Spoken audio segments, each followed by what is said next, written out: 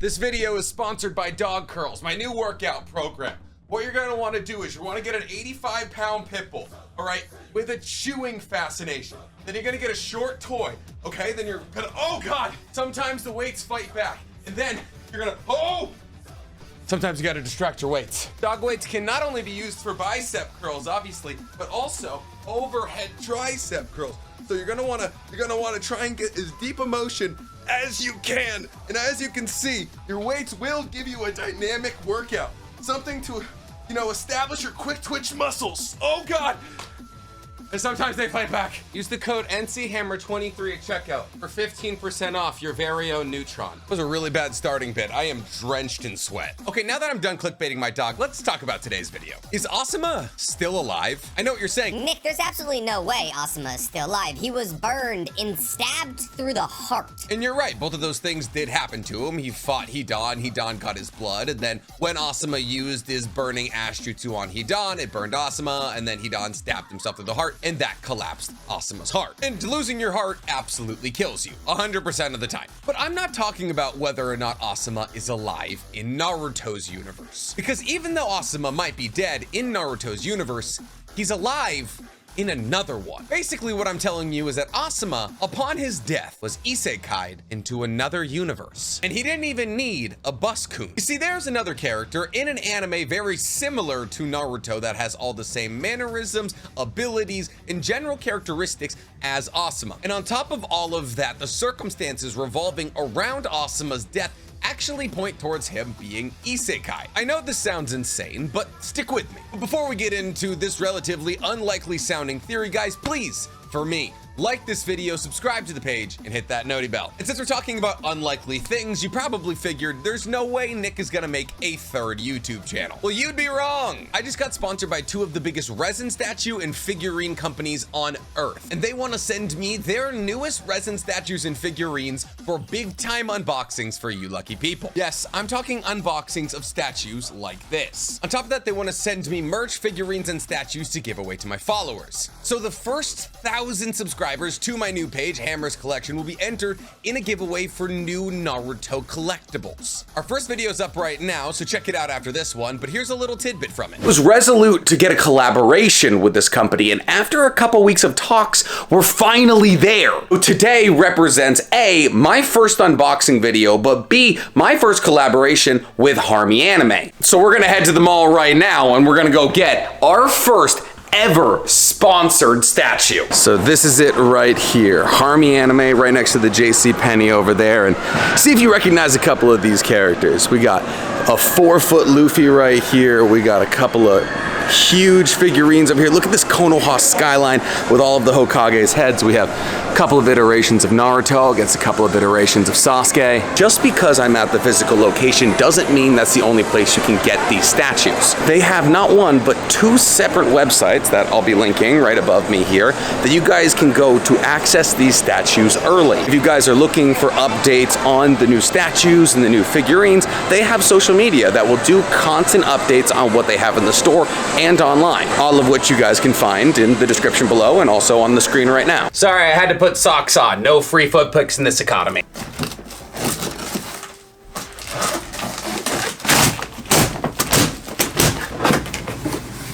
Oh, let's go ahead and get the base out. Oh, that's gotta be 35 pounds. Just like that, dude, this statue is done. Dude, look at the detail on Gamma-kun's head. We have the freckling, we have the Sasumata, we have the shield over there. We'll get a better angle on in a second. The explosions as he bursts out of the ground. And we have Jiraiya with the Rasengan, Sage Mode face, obviously. So life after death, it's a complicated topic. In fact, almost every single war on Earth can be tied back to that exact topic. Some people think you go to heaven, some people think you go to nirvana, some people think you get reincarnated. But there's some people out there, some people we call degenerate weebs, who think upon death, well, you get the best kind of heaven imaginable. You get transported into an anime universe. And this, of course, we call the religion of isekai. Now in isekai, there's no pearly gates. It's usually the front end of a school bus or a truck. You get lucky enough to push a girl out of the way of a truck and then bing bang boom, anime waifus. But the usual circumstance of an isekai situation is a protagonist who's in what we would call the regular regular world, even though it's still an anime, and they die in that world and get transported to a fantastical, whimsical adventure type world. But fundamentally, what we're talking about in every isekai is an anime character being transported from one anime world to another. So hypothetically, what's stopping anybody from, let's say, Naruto being transported to a universe like Black Clover? See, Black Clover, for those of you who don't know me, is actually one of my favorite animes of all time. And if you're a fan of Naruto, and if you're watching this video, I'm assuming you are, Black Clover is about as close as we will ever get. I highly recommend it. It is very good. But my recommendations aside, the similarities between Asuma and one character in Black Clover are quite literally uncanny. Before we get to talking about who Asuma is in Black Clover, let's boil down what Asuma is as a person. Asuma is a shinobi from the Hidden Leaf, but he's actually a lot more than a shinobi from the Hidden Leaf. He's also a member of the 12 Guardians, 12 shinobi from the Land of Fire handpicked to protect the Fire Daimyo. These are 12 of the strongest ninjas in the entirety of the Land of Fire who are hand-selected by the Daimyo based off merit in the love for their country. You see, because the Fire Daimyo is not going to pick anybody under suspicion of being a rebel or somebody who wouldn't protect them. These not only have to be some of the most powerful shinobi in the entire country, they also have to display huge amounts of loyalty. They have to be willing to put their life on the line for the Daimyo. But you wouldn't guess that when you first look at Asuma, considering the fact that he's a laid-back, chill guy who's always smoking a cigarette. And Asuma actually rarely gets an opportunity to show his strength because he doesn't want to be involved with something unless he absolutely has to be. Like in Hinata's fight in the Chunin exams when he could have stepped in and saved Hinata, he chose not to because he didn't want to be involved. On top of this, Asuma is incredibly blunt, to the point of being cruel sometimes. He calls Choji a glutton, he calls Ino a loudmouth, he calls Shikamaru a slacker. But even though he has this blunt streak, he still has a very close relationship with these three. But now that we know his personality, let's talk about his abilities. You see, Asuma was a Sarutobi, therefore he relied on flame release, which is ironic considering the fact that his chakra affinity was wind. But more than anything, he relied on taijutsu, a specific kind of taijutsu. This specific kind of taijutsu was referred to as Bukijutsu. You see, Asuma used the thing called a chakra blade. At least in the Naruto verse, this is referred to as a chakra blade, but in reality, these are actually modeled off a thing called trench knives. Essentially, in World War I and World War II, if you were in the trenches, the knife you would have would look like this, with a handle on it. This is one, so you don't drop your knife, and two, so, you can punch. But Asuma's trench knives are made of a special metal, a metal that makes it easier to infuse chakra into them. And Asuma was able to infuse chakra into these blades to enforce their cutting power. Asuma could cut trees, rocks, metal. In fact, the chakra he infused into these knives was so strong, it stopped Samehada, and Samehada was being swung by Kisame. On top of that, Asuma can extend his own blades using an ability called Flying Swallow. Essentially, his knife can be as long as he wants it to be. And so even if he's swinging what appears to be too far away for his knife to reach you, he can extend it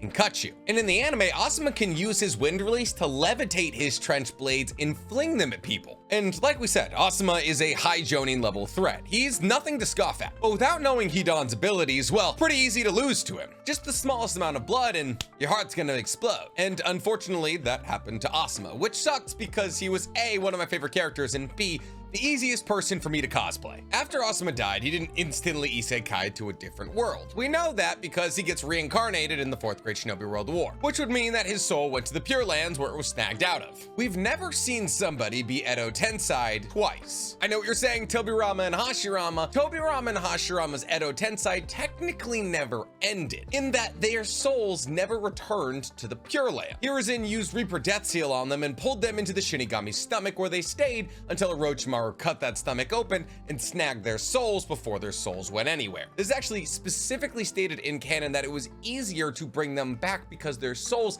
hadn't left yet the second time around. So we don't know if after Edo Tensei is done, these souls actually return to the Pure Lands. In fact, I actually have a little bit of evidence to substantiate this claim. Orochimaru brought back the 3rd Kazekage for a fight against Sasori. Sasori used the 3rd Kazekage puppet he had to fight this Edo Tensei version of the 3rd Kazekage, and the Edo Tensei version remembered who he was and essentially broke the seal. But this means that Orochimaru had genetic DNA from the 3rd Kazekage. So why didn't Orochimaru use the 3rd Kazekage, the strongest ever Kazekage, in their fight against Obito and Madara? I understand that he just wanted to summon the Hokage, but at the same time, that would have been a huge boost for their side, unless he wasn't able to. This would also explain why we don't see Edo Tensei used more often. Maybe it's a one-time deal. Also, from a writing standpoint, this would be really advantageous for Kishimoto to write Edo Tensei like this, because now all throughout the duration of Boruto, everybody's just like, well, why don't we bring Minato and Hashirama and Madara and Obito back? Like, oh no, Naruto and Sasuke got nerfed. Okay, just keep bringing back the strongest ninja in history to fight the aliens. But the morals, what's the moral scale of losing everybody on Earth to become a chakra tree? And I'll remind you, that is what we're facing every single day in Boruto. You think Orochimaru and Kabuto are really the only people who could figure out Edo Tensei? So what if instead of your soul returning to the Pure Lands after Edo Tensei, your soul goes to a different plane of existence? And what if Asuma's plane of existence just happened to be Black Clover? Because now I bring to you the person who I'm talking about in Black Clover. It could be no one else but Captain Yami. For those of you who don't watch Black Clover, I'll do a summation of who Captain Yami is right now. Essentially, the main character in Black Clover, Asta, ends up joining the worst magic squad in all of the realm. They're the worst magic squad because they're a surly bunch who ends up destroying more things than they save. And they're led by Captain Yami, a surly, dark-haired Japanese man who uses a sword and frequently smokes. Personality-wise, Yami has almost an identical personality to Asuma. He's laid back, he's lazy, and he's blunt. Captain Yami will not get involved with a fight unless it is absolutely necessary. He seems to hate all the people around him, but he loves them more than anything else. And he has derogative nicknames for everybody in his squad, including Asta, who he calls Shrimp. On top of that, he's one of 9 squad captains. You could draw similarity between a squad captain and a Jonin leader, or between the squad captains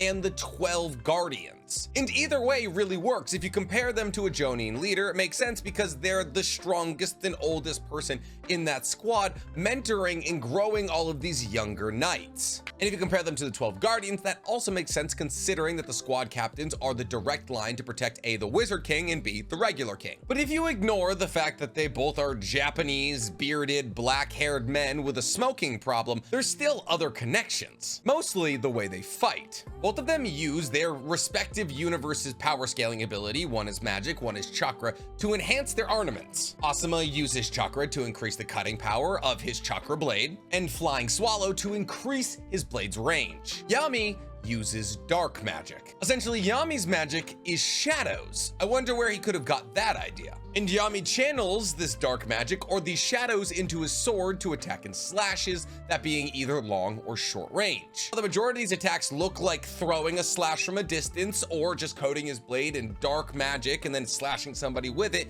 There's one other ability that's very specific. That would be Yami's strongest ability, Dark Cloaked Dimension Slash. You see, Yami is able to coat his blade in so much dark magic, he can cut through his own dimension. Yami, thus far, is the only person with interdimensional powers in the entirety of Black Clover. Yes, Dorothy can create her own dream dimension, but she cannot warp her own dimension like Yami can. So why is Yami the only person who can rip holes in this dimension? Most likely because he didn't come from that dimension. See, even if you ignore their similar appearances, habits, personalities, and abilities, you still have to ponder on Yami's backstory. You see, Yami is the only canonically Japanese character in the Clover Kingdom. The Clover Kingdom and its surrounding countries are meant to represent Europe, which is why the majority of the people in Black Clover have European-ish names. Yami's is a Japanese name, and Yami came from the land of the rising sun. I don't know if you guys have studied history's flags, but